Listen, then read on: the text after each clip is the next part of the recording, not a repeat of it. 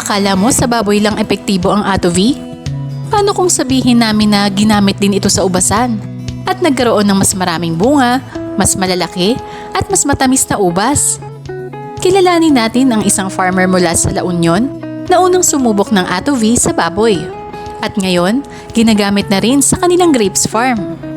Unang nakilala ng farmer na ito ang Attovy para sa kanilang babuyan at doon pa lang nakita na nila ang magandang epekto nito sa kalusugan at performance ng kanilang alagang hayop. Lahat ng nabalitaan niya tungkol sa Attovy, napatunayan niyang totoo. Kaya naisip niya, kung maganda ang epekto nito sa hayop, baka makatulong din ito sa kanilang mga tanim. Noong una, aminado sila na hesitant silang gamitin ng Attovy sa ubas. Sanay na kasi sila sa traditional na paraan, pesticides, fungicides at insecticides. Pero nang malaman nila ang mga benepisyo ng Attovy, hindi lang sa ubas kundi pati sa iba't ibang fruit-bearing trees, nagdesisyon silang subukan. Ang ginawa nila, naghalo sila ng 4 na kutsarang Attovy sa 16 liters na tubig at ipinandilig sa kanilang mga tanim. Sinubukan din nila mag-spray ng Attovy lang, hindi na nila hinaluan ng mga dati nilang ginagamit na kemikal. At dito na sila talagang bumilib. Hindi nila inasahan ng ganitong kagandang resulta. Mas maraming bunga, mas malalaki at mabibigat ang ubas, mas crispy ang texture at kapag binitas, hindi agad nasisira. Mas matagal maimbak kumpara sa dati. Dati kapag kinakain nila ang kanilang ubas, minsan makati sa dila dahil sa chemical residue.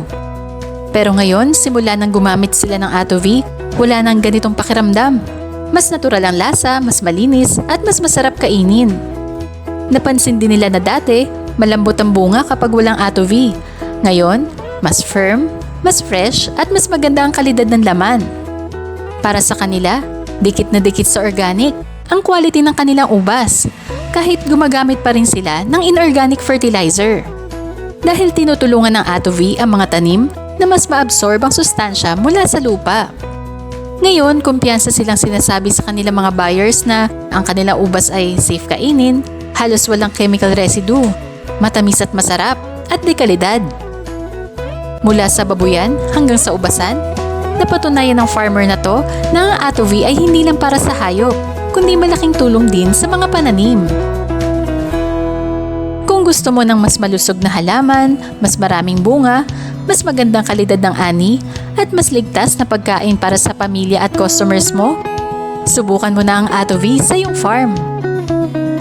Para sa tamang paggamit at karagdagang impormasyon, mag-message na sa amin ngayon. Attovy, para sa masaganang ani, mas sariwang kalidad, at mas ligtas na pagkain para sa bawat pamilya.